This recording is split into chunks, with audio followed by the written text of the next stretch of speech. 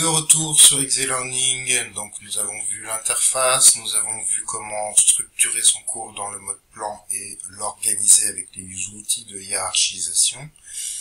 Comment à l'intérieur de chaque page nous avons pu intégrer des éléments, texte, tâches, pour préciser des objectifs, donner des consignes, apporter des éléments, comment intégrer des activités interactives aussi, d'autres types de contenus, comment identifier sa ressource avec les propriétés de dossier, de métadonnées et d'exportation, comment modifier le style de sa ressource. Là j'ai changé le style, j'ai pris le style CDEC. Voilà, donc nous avons vu ça. Maintenant, dernière étape, nous allons devoir exporter. Donc j'ai bien sûr sauvegardé, je sauvegarde le projet, mais j'ai la possibilité d'exporter dans plusieurs types de formats. Alors, on va pas s'arrêter sur tous les types de formats, sachant que les formats les plus essentiels qui nous intéressent vont être de trois types.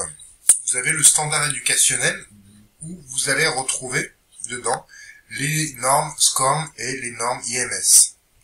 Sachant que la norme 1.2 en SCORM ou 2004 sont largement utilisées par l'ensemble des plateformes. Voilà. Le mode d'exportation en site web qui est le plus classique, qui va nous permettre soit d'avoir un dossier déjà tout prêt, soit un fichier compressé en zip qui peut transiter par mail, par exemple. Ou alors une page unique. Sauf que la page unique, vous allez avoir tout à l'intérieur. Toute votre structuration de plan et tout le contenu concernant ce plan va être affiché sur une seule page. C'est pas conseillé dans les cas de ressources avec beaucoup de contenu. Et puis, dernier export, c'est le fichier texte. Souvenez-vous de ce qu'on a pu faire avec, par exemple, OpenCrea. On a ajouté à la fin, avant d'exporter pour le mode web ou pour une plateforme, on a exporté au préalable un fichier texte de la ressource pour donner une alternative de consultation en fin de ressource. Donc là, l'exportation, j'aurais très bien pu la prévoir ici, en annexe. Je vais le faire à ce moment-là. En annexe, je vais ajouter une activité. Alors dans la 2.5, si je pense que je prends d'autres contenus, il va me proposer de télécharger une pièce jointe. Voilà. Donc la pièce jointe, c'est version finale. Vous allez voir, bon, c'est pas non plus... je montre la description du lien, je pourrais ne pas la montrer. Charger. Fichier. Consultation en ligne et impression. Voilà, sachant que si vous mettez des activités interactives que les gens peuvent consulter, il vous faudra absolument renseigner dans l'activité que vous aurez mis, par exemple un Padlet, un Learning Apps ou autre. Il faudra renseigner le lien pour que les personnes sachent où aller pour aller consulter cette activité-là, parce que ce ne sera pas possible sur le papier. Donc je vais aller, pour l'instant j'ai pas de fichier, donc pour l'instant je vais enregistrer cette activité-là, parce que j'ai pas fait d'exportation. Je vais remodifier, parce que là j'ai dit qu'il l'affiche. Je ne vais pas montrer la description du lien. Et je vais, cette fois-ci, exporter en fichier texte. Oui, donc il nous dit qu'il y a des métadonnées. Vous pouvez exporter des informations incorrectes en plus par la tour originale. Non, vous voulez exporter avec les métadonnées. Oui. Donc j'exporte un fichier texte. Je suis dans mon bureau, donc dans mon dossier.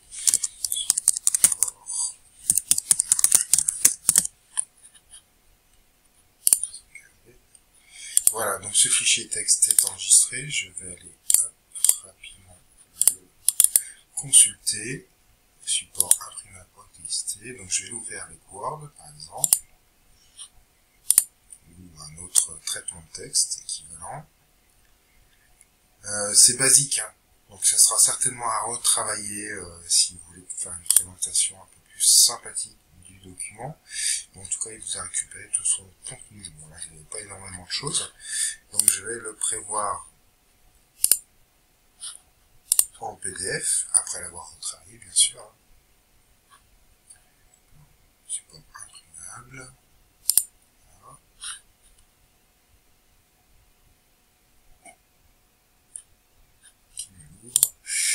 Donc maintenant que mon fichier est prêt, je peux retourner dans Xlearning et lui dire que pour cette activité-là, que j'ai ajouté, je l'ai mis dans quoi, je sais plus.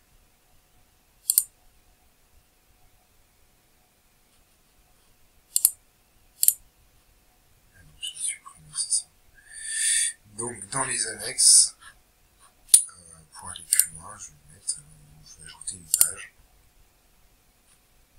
que je vais mettre à égal en hiérarchie par rapport à pour aller plus loin et les contacts. Cette division-là, je vais l'appeler version imprimable. Ok. Et là, j'ajoute donc une pièce jointe.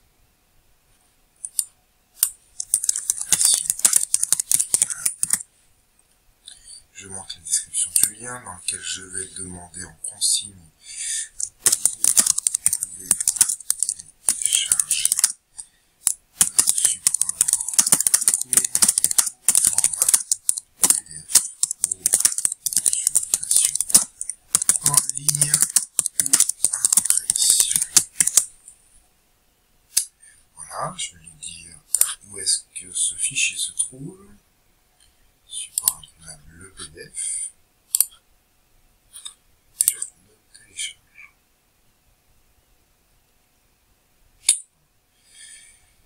Et là, je peux ajouter d'autres pièces jointes. En l'occurrence, là, j'ai mis comme ça. Je valide mon activité. Voilà, donc cette étape est passée. J'ai prévu jusqu'au support imprimable de mon cours. Maintenant, je vais m'occuper cette fois-ci de l'exporter dans le cas classique d'un site web que je vais demander en dossier autocontenu. Donc il ne va pas compresser l'ensemble des fichiers. Donc je vais l'enregistrer dans un nouveau dossier ici. Je ne peux pas faire de nouveau dossier. Cyprès là. Ça je vais l'appeler. Ok.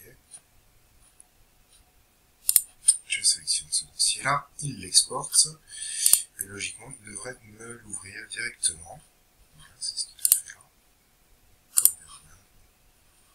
Je suis bien dans le dossier où je lui ai demandé d'exporter. Donc là, il m'a mis tous les fichiers qui étaient nécessaires dans cette ressource. Vous voyez que ça fait déjà pas mal.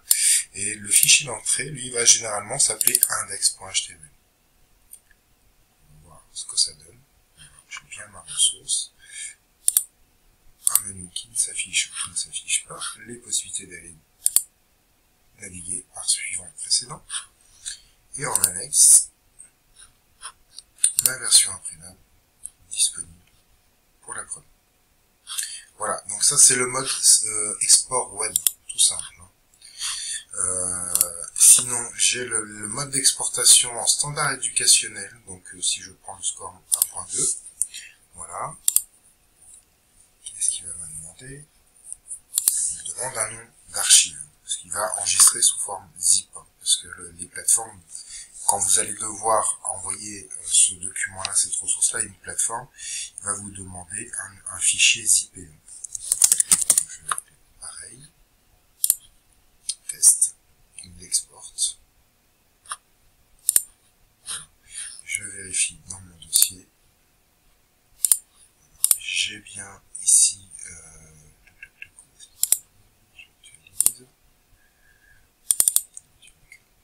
j'ai bien ici mon archive SCORM. Si je rentre à l'intérieur, vous allez voir que c'est un peu fait différemment. Vous avez d'autres types de fichiers. Vous avez les fichiers images, les fichiers qui correspondent aux pages, etc. Mais vous avez d'autres types de fichiers qui correspondent à la standardisation SCORM. Voilà. Donc, ce dossier-là n'est pas exploitable même si j'ouvre le fichier index. Voilà. Il n'est pas du tout exploitable, il n'y a que les plateformes qui vont pouvoir le lire. Voilà, et c'est ce que nous verrons aussi avec Moodle. Donc les exportations, donc différenciez bien la sauvegarde de votre projet, qui sera nécessaire en cas de mise à jour, de l'exportation. Donc vous retrouvez les standards éducationnels qui sont compatibles avec les plateformes, les sites web dans le cas où vous voulez mettre à disposition un dossier autocontenu par exemple sur des postes informatiques, le fichier texte qui vous permettra de récupérer l'ensemble du contenu texte. Je vous dis bien, faites attention, si éléments multimédia, donnez l'adresse pour que les apprenants puissent aller consulter les documents multimédia qui ne s'afficheront pas sur votre document texte. Voilà, les trois gros types d'exportation de ces fichiers. Voilà. Je ne vais pas préciser, quand on a parlé des styles, vous pouvez sauvegarder des modèles, une fois que vous avez structuré un plan, identifié des activités, vous pouvez les sauvegarder comme modèle, si vous voulez réutiliser la même structure, la même structure dans un autre document. Voilà sur l'exportation. Bonne continuation avec Exe.